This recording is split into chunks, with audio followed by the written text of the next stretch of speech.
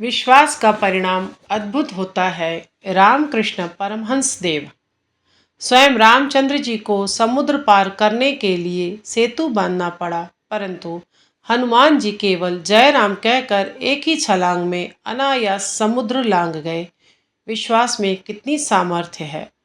एक आदमी समुद्र पार करना चाहता था। एक साधु ने उसे एक ताबीज देकर कहा, इसके बल पर तुम समुद्र पार हो जाओगे।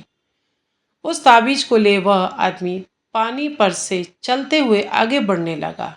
बीचों बीच जाकर उसके मन में कुतूहल हुआ कि भला देखूं तो इस ताबीज के भीतर ऐसी क्या चीज है जिसके बल पर समुद्र पार किया जा सकता है। उसने ताबीज को खोल कर देखा। उसमें एक कागज का टुकड़ा था जिस पर केवल राम लिखा हुआ था। वह उपेक्षा के साथ बोला, बस यही है और कुछ नहीं। जैसे ही यह संशय का भाव आया वैसे ही वह डूब गया। भगवान के नाम पर विश्वास हो तो असंभव भी संभव हो सकता है। विश्वास ही जीवन है और अविश्वास ही मृत्यु। एक शिष्य को गुरु पर इतना विश्वास था कि वह गुरु गुरु कहते हुए विश्वास के बल पर नदी पार हो गया। यह देखकर गुरु ने सोचा, तो सचमुच ही मुझ में इतनी शक्ति है, मुझे तो अब तक यह पता ही नहीं था। दूसरे दिन गुरु मैं कहते हुए नदी पार होने गए, परंतु पानी पर पैर रखते ही वे गिर पड़े और अपने को संभाल न पाकर डूब मरे। विश्वास का परिणाम अद्भुत होता है, परंतु अहंकार से विनाश ही होता है। किसी राजा के हाथ से ब्रह्म हत्या हो गई थी। इस पाप के प्रायश्चित का विधान पूछने के लिए वह एक ऋषि की कुटिया में गया। ऋषि उस समय स्नान के लिए गए हुए थे। उनका पुत्र कुटिया में था। उसने राजा की बात सुनकर कहा, तुम 3 बार राम नाम ले लो। ऋषि ने कुटिया में लौटकर जब यह बात सुनी तो वे क्रुद्ध होकर बोले, जिस राम नाम का एक बार उच्चारण करने से कोटि जन्मों के पाप कट जाते हैं, तुमने राजा से वह राम नाम 3 बार लेने को कहा। तू चंडाल बन जा।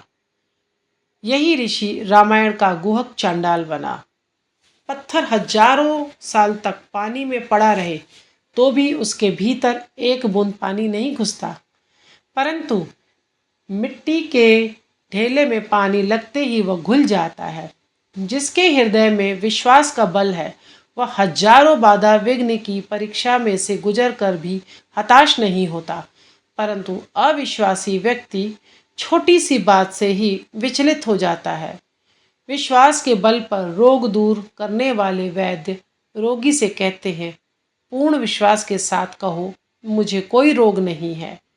इस प्रकार कहते कहते आत्मविश्वास जागृत होकर रोगी का रोग अच्छा हो जाता है। तुम यदि स्वयं को पापी दुर्बल समझो तो शीघ्र ही तुम वैसे ही बन जाओगे। यदि तुम विश्वास रखो कि तुम में अनंत शक्ति है तो वास्तव में तुम में शक्ति आएगी। जो सोचता है मैं जीव हूँ वह जीव ही रह जाता है। जो सोचता है मैं शिव हूँ वह शिव ही बन जाता है। मनुष्य जैसी भावना करता है वैसा ही बनता है। जो जैसा चिंतन करता है वह वैसा ही बन जाता है। भ्रमर का चिंतन करते करते झिंगुर भी भ्रमर ही बन जाता है। इसी प्रकार सदा सच्चिदानंद का चिंतन करते रहने से मनुष्य सच्चिदानंद स्वरूप ही हो जाता है। जय श्री राम कृष्ण।